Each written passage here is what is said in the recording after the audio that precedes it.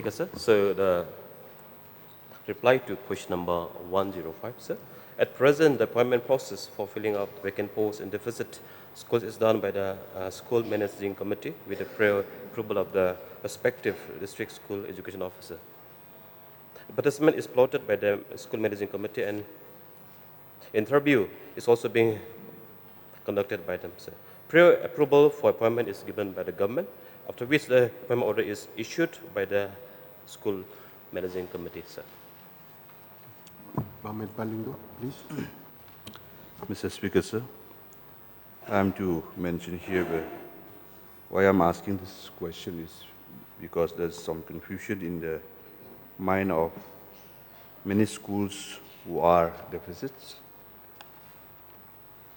And I would like to put forward the supplementary question. I know the basic or minimum qualification for candidates who are applying for these vacancies that they have to possess in order to be, in case if they're selected for the appointments. Speaker, sir. So, in deficit schools, sir, there are many different categories of schools, be LP, sir. So suppose for assistant teacher in lower primary, sir, the candidate should be pass class 12 with 45 percentage and 2 years diploma in elementary education or 4-year bachelor in elementary education or 2-year diploma in education, special education with MTET is compulsory. So for UP, sir, as a teacher for the upper primary, sir, it should be graduate and 2 years DLED or 1 year in BEd. As SSLC, class 12 admission should be 50% and 4 year in BA education or BSc and graduate with 50% and 1 year BEd with MTET is compulsory. So for assistant teacher in secondary, sir, so graduate with BEd is compulsory, and for assistant teacher in higher secondary, sir, so postgraduate with BEd is compulsory, sir.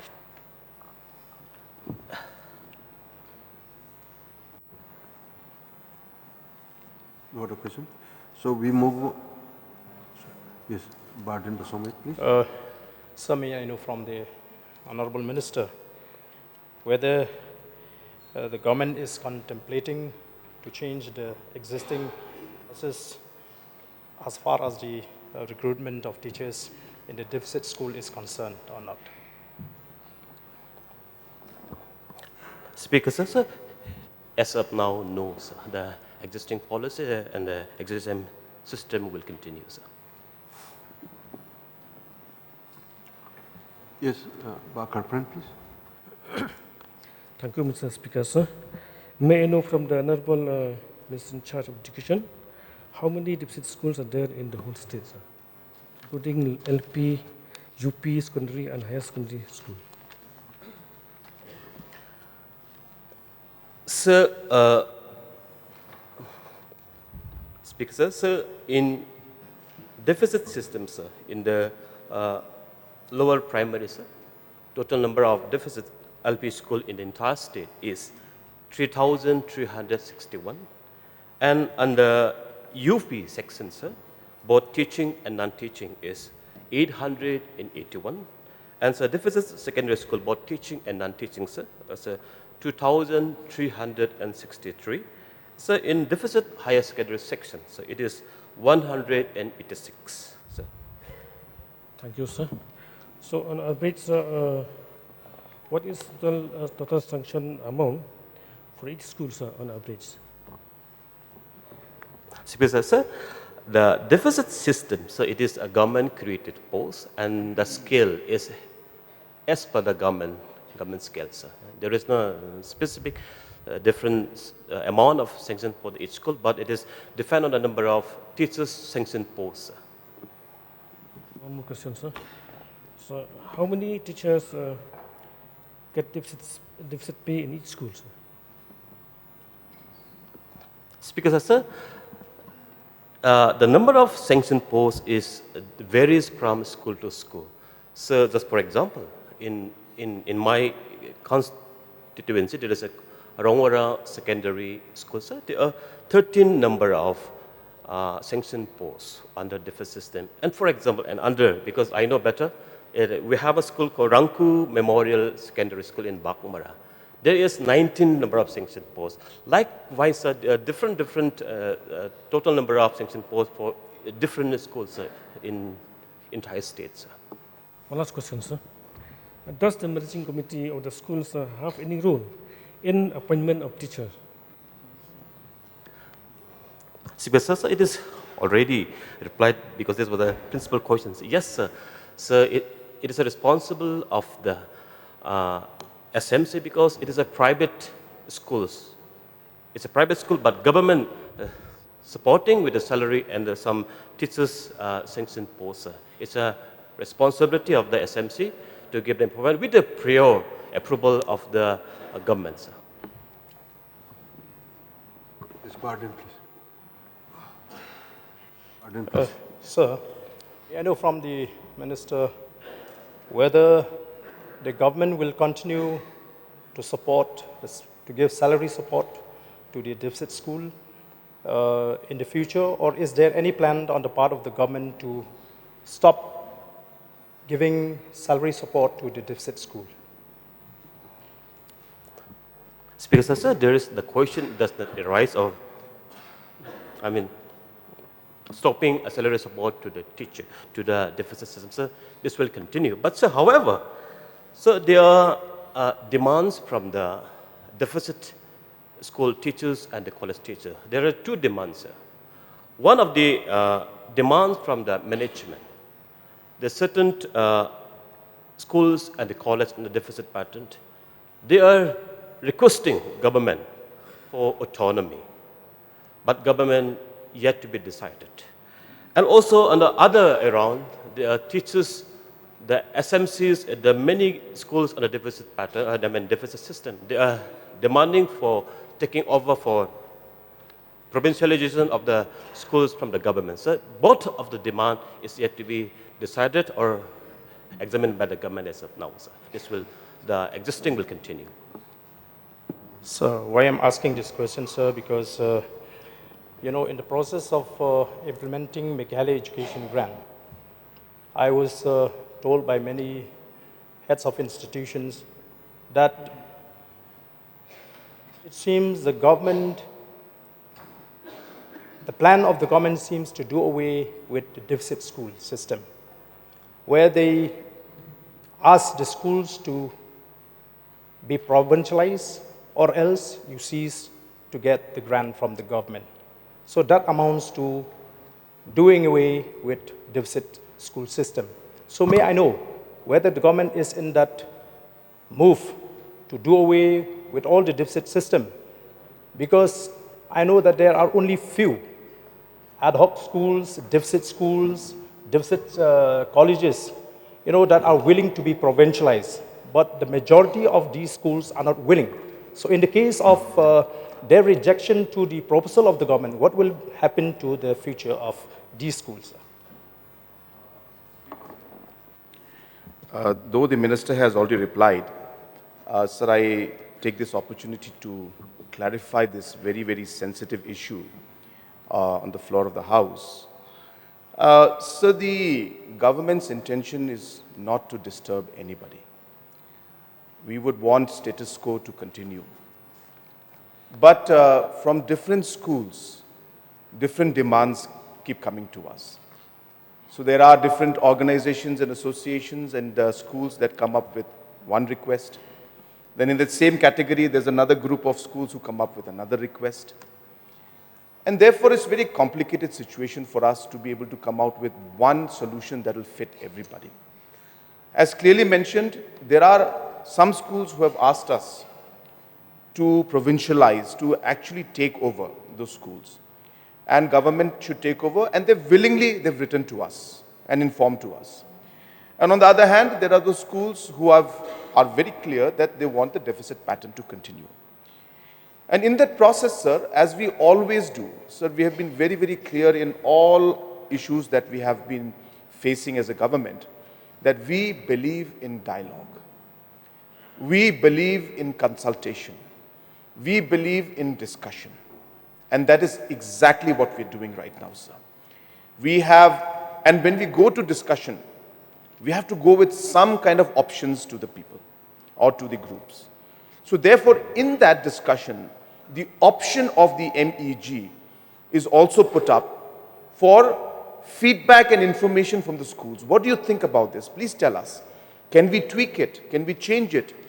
If you don't like this part, can we remove it and would you then come? Because if education can be streamlined and lesser groups and categories can be created, sir, it is beneficial for the education sector as a whole. But in the complexity of the education sector, it is not an easy task. And that's why, sir, the reforms that we're doing are one by one, piece by piece, and we're moving forward. So therefore, in this entire issue, sir, we have no intention to bulldoze, sir.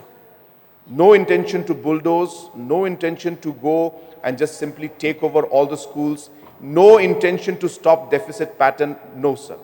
But since demands have come, it is the duty of the department and the government to examine, to explore, to discuss, and that is what we are doing right now. And based on the discussion, we will then further examine the matter and see how to move forward.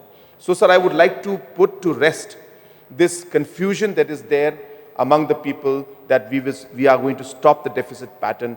Absolutely no, sir.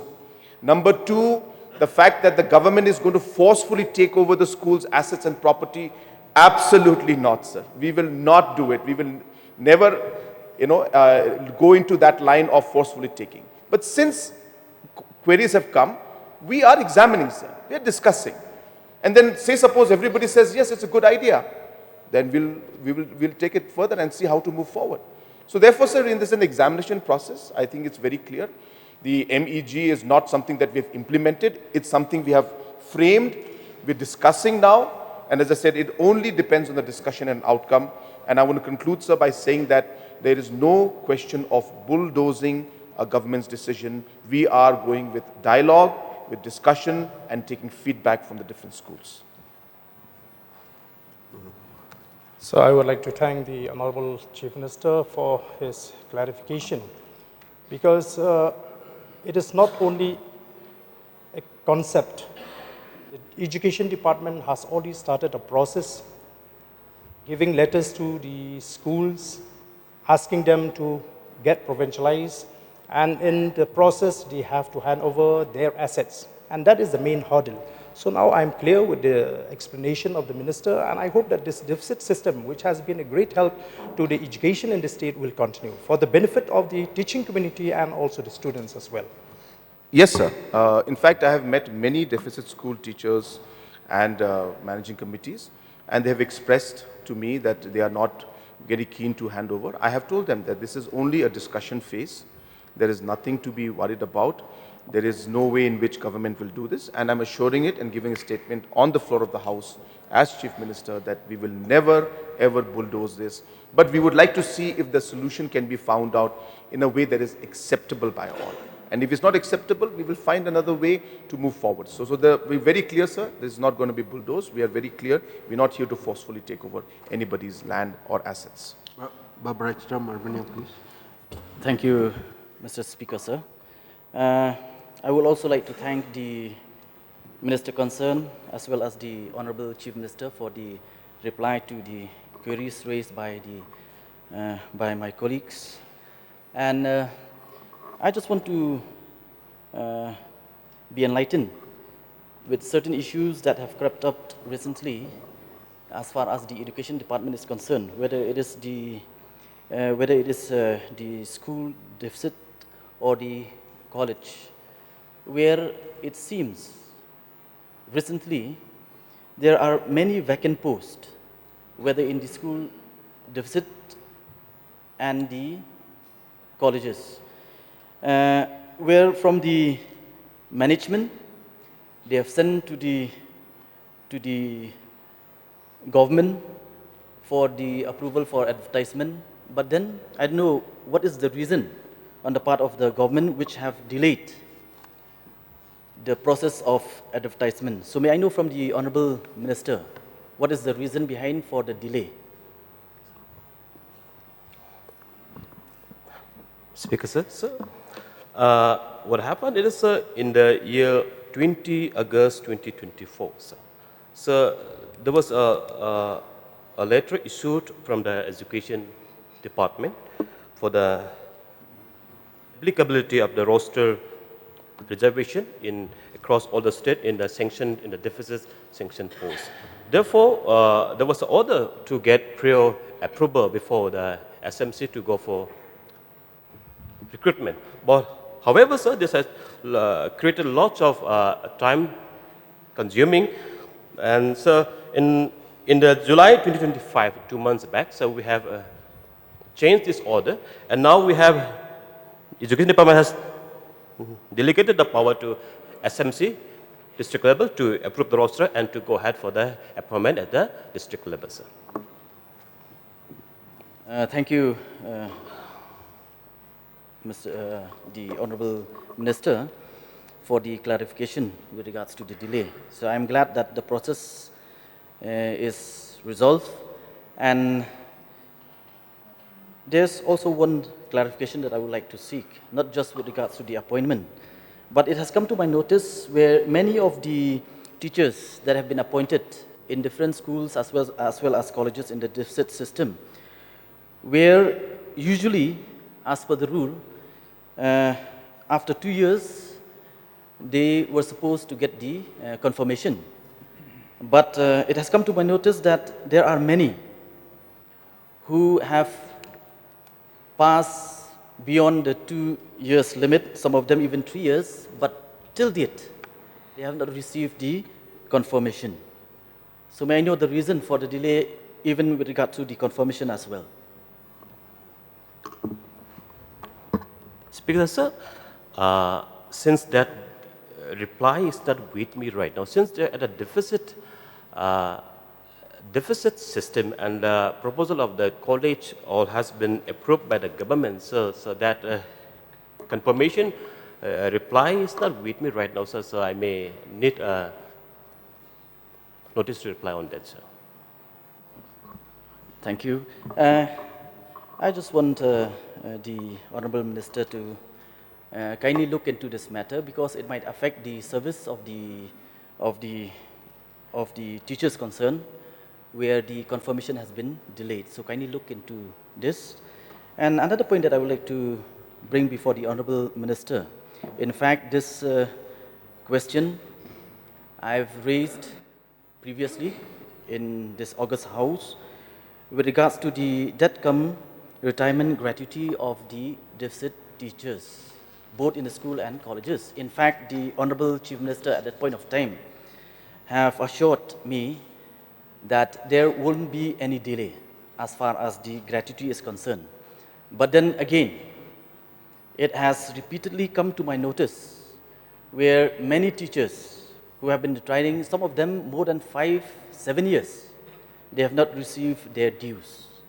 So I'll request the Honorable Minister to take a serious note of this and to help expedite the process so that the teachers, the retired teachers, won't face any hardship as far as the financial condition of the teachers is concerned. Speaker, sir, I agree with the honorable member, sir. Even my mother-in-law, who has been retired 6-7 years back, she is even her file still pending today. Sir, definitely, I will we will find out the way to speed up the process at the earliest, sir. Nick, please. Thank you so much, Honorable Speaker, sir. I want to know from the government, from the Honorable Minister, the mind of the government with regards to the infrastructure of the deficit school and ad hoc school. We have seen, I want to appreciate the government, sir, that they have really changed the outlook of government school. In so many places, the school building has been made by the government. Now I want to understand, because I have seen that the SMC of deficit and ad hoc, they are running from pillar to post for the infrastructure. So whether the government think of start initiating to help the infrastructure of the deficit and ad hoc school as well. Sir, I'd like to take this opportunity to clarify on this issue. So the Honorable Minister, of course, has replied all the important issues. This is something more to do with the future planning of the government. So I would like to share, it's a good opportunity in this August House, that number one, sir, as correctly mentioned, close to about 2,500 government schools were in a very dilapidated condition in the last many years, sir.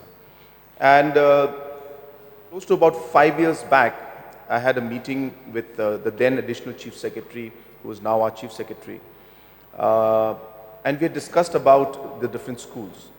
And there was a large number that was put in front of me, I think almost 2,000 crores, if I'm not wrong, where the department said that if 2,000 crores is provided to us, we can immediately repair and build new buildings in all the government schools. And obviously, sir, I was taken aback. But then we took a very, very important decision that day. We said, let us start with one step. So I said, look, we cannot give 2,500 crores or 2,000 crores to you right now. But can we start with 100 crores? And with that small step and the beginning of that journey, so today we are touching almost 1,000 crores and we have almost finished most of the government schools. There are still about 400-500 left, which we will complete, sir. Correctly as mentioned by the Honorable MLA of Mokurwat constituency, that the next step, of course, is to see how we can help the government-aided schools. So while we are going to finish the process where most of the government schools will be done, government higher secondary schools, UP, LP, as well as government colleges, almost all have been, we have saturated most of them. So we are examining very, very seriously on how the next step in order to support the ad hoc and deficit schools, in order to improve the infrastructure, is being examined very, very seriously, sir. And I can give kind of an assurance to the House that we will start the process. I cannot say it will start immediately because I would like to finish the government schools first and then go next to the ad hoc and the deficit schools. But in the meantime, there are many other ways in which, even through Chief Minister's Special Development Fund, many schools are getting support in terms of repair and maintenance, even to the ad hoc and deficit schools, because we believe that they play a very, very crucial role in the overall education sector in our state. And most of these schools, including SSA schools, so SSA schools also is in the pipeline for us. So SSA schools, ad hoc and deficit schools, the improvement of infrastructure will be taken up once we finish the government schools and institutions.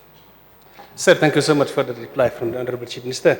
Sir, one more question I want to know also about the sanction posts in ad hoc and in deficit.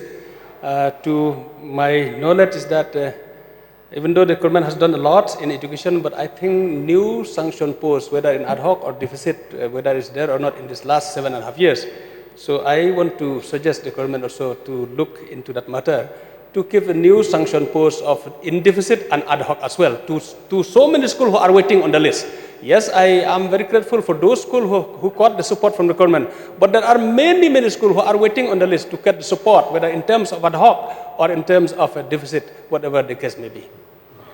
Sir, again, I'd like to take the opportunity to clarify, because this is again beyond the current functioning of the education department. It requires a lot of financial looking into and aspect also. Sir, just to share with the House, currently on a rough estimate, sir, I don't have the exact numbers with me, but government of Meghalaya, we spend close to about 600 crores plus minus on government institutes. So that's all our schools, LP schools, UP schools, secondary, higher secondary and colleges. We roughly spend about 600 plus minus. It must have gone up a bit in the past few months because engineering college and so many other colleges have come up. But plus minus, we spend about 600 crores for government institutes. So the private institutes that are there, which are aided by the government, that's the government aided schools, which we all know as deficit and ad hoc schools. For the knowledge of the House, sir, all these schools are private schools. They are not government-owned schools. Purely private, either owned by the community or in a mission or by individuals. And government supports these ad hoc schools and deficits. And we give a grant, sir. So this grant in aid is what is called deficit and ad hoc grant that we give. And for the knowledge of the House, sir, we roughly, the colleges put together, the LP school, UP school, upper primary, secondary and high secondary and the colleges, all the ad hoc and deficit schools and colleges put together, we spend roughly 1,100 crores every year as grant in aid. So for government schools, we give 600, we spend 600, but for grant in aid for ad hoc and deficit, we spend 1,100 crores, sir, roughly. So it's almost double. And it's a good thing, sir, because that's what keeps the education system vibrant, and they are contributing immensely. But the reason why I'm mentioning these numbers today in the House is that there are a lot of demands for ad hoc, additional grant for ad hoc and deficit. And we have examined this multiple times.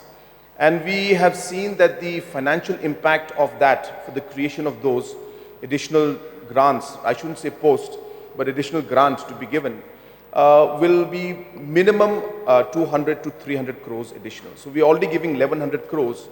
We will have to give another 200-300 crores. That means roughly about 1,400 crores every year we'll have to spend. So it's a very big decision we have to take on how we can move forward. It's not an easy decision, sir. And therefore, that's the reason why there are a lot of demands. We are looking at how to improve the infrastructure in the schools and colleges, including deficit and ad hoc. So if I use this 300 crores, which every year will go out, I could transform the deficit school buildings and the ad hoc school buildings. And if we look at 5 years, that means about 1,500 crores could be spent, that money could be spent on infrastructure. So that's the kind of choice that we have to make as a government. And that's the reason why, though the demands are there, and I think so many MLAs in your constituencies also, they must be pressurizing for ad hoc grant, pressurizing for deficit grant. So we are aware of it. We would want to help. The financial impact is very high. We are already giving 1,100 crores to ad hoc and deficit schools and colleges. With the additional list, it could go up to 1,300 to 1,400 crores. And that's the reason why it's not a very easy decision. But we are actively examining how we could take this forward and support the education systems. Sir, last question, sir. Sir, thank you so much, the Honorable Chief Minister, for taking pain to answer this question, supplementation from my side. Sir, one more question is that, and I'm sorry to say this, that there are so many government school, non-performing government school in many locality, in many districts. They are not performing. There are zero enrollment or single-digit enrollment for so many years.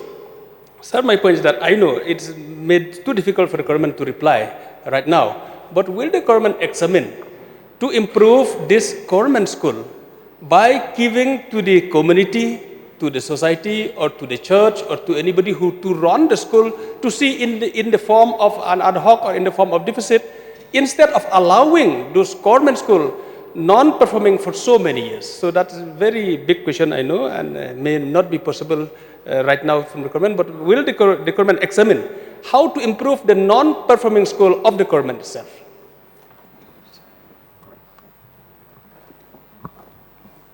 Speaker, sir. Yes, true, sir. Whatever the concern of honorable members from Makarwat, yes. Many of the government, especially the government LP school at the village level, are non-performing. Many of the schools are without enrollment. So there are multiple problems and multiple challenges. And one reason is the less number of teachers, because most of the government LP school is having only 1 or 2 to 3 teachers only, having 6 to 7 classes. These are the one reason. And most of the parents used to send their children to some of the private and better schools in the nearby. So the proposal of the suggestion of the members is very, very good, sir. But however, we will explore the possibility, we will examine the matter, but sir, it is not easy. But however, sir, to improve such schools across the state, in different districts, we have done the exercise of rationalization. Many of the SSA teachers from where there is no enrollment have been shifted to many of the government schools. So I don't have the detailed record up with me, so we understand the challenges. But however, government tried its best to shift many teachers from zero enrollment schools to the higher enrollment schools. Sir. So we are doing all this exercise to bring out better standard of our schools. Sir. Thank you, sir. Ronnie, please. So I'd also like to express my appreciation and gratitude to the Honorable Minister and especially to the Honorable Chief Minister for giving now priority to education from all the statement that he has given. Sir, he has stated that entails a lot of expenditure to improve the infrastructure and salaries. Sir, may I know, there was a program, externally aided program, to provide infrastructure for the schools and educational institutions that was funded by ADB. Whether that program is still, we are still availing that fund from ADB or it has stopped, sir. Just may know for the Honorable Minister or Honorable Chief Minister. Sir, because it will not be appropriate for me to give the wrong information in the House, but I can safely say that the first phase of that particular project has been implemented already. That is complete. The second phase, in fact, is on, and we are working towards implementing the second phase. But I don't have the exact details with me right now. So the first phase, which I'm guessing the Honorable MLA from LM constituency is referring to, we have completed that first phase, and we are in the process of taking up the second phase, sir. But the exact details I will not have with me right now, sir. Barden, please. Sir, since Honorable Chief Minister seems to be too willing to clarify, I would like to get another clarification, sir. There is a serious problem faced by the retired deficit school teachers. I was approached by many retired deficit school teachers and even the relatives of those who had passed away. And the problem is that till today, they have not been able to withdraw their CPF. They were asked by the department, the education department, to deposit their CPF deducted from the salary to an account in State Bank of India. But till today, they are not, they are not being able to withdraw their own deducted money, which they have deposited in the SBI. So they were told now that we cannot either deposit anymore or withdraw that fund which they have deposited. And this has caused a lot of hardship because with that CPF, they use for any emergency work or even after retirement. So may I get the clarification from the government? Sir, this is a matter that is there, of course. There are some court cases also going on. But I had met the deficit, the teachers, retired teachers who had met me on the same issue. And we have been examining this, and personal department is working on this. But at this point in time, I don't have the exact details with me. So therefore, sir, the matter is being examined and we are working on it. There was some tweaking and some kind of instructions that need to be given from the government side and some bank account details that need to be worked out. So all of that has been worked out, sir, and we expect that very soon. This has been a matter, sir, that actually was not handled in a proper manner earlier, and therefore it created a lot of confusion. So it's a kind of a thing that has been building up for a long time. But we have taken the steps now. Sir, I expect that within the next maybe 15 to 30 days' time, we expect a positive outcome on this particular issue, sir.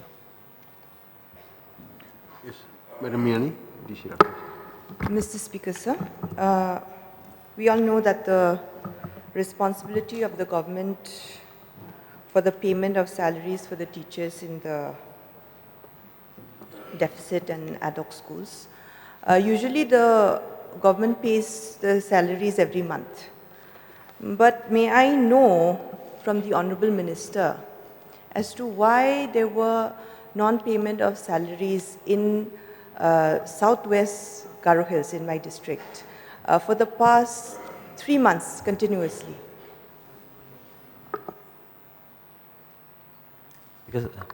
Speaker sir, so I don't know from which category of the school, but government has already released all the salary up to date to all the district.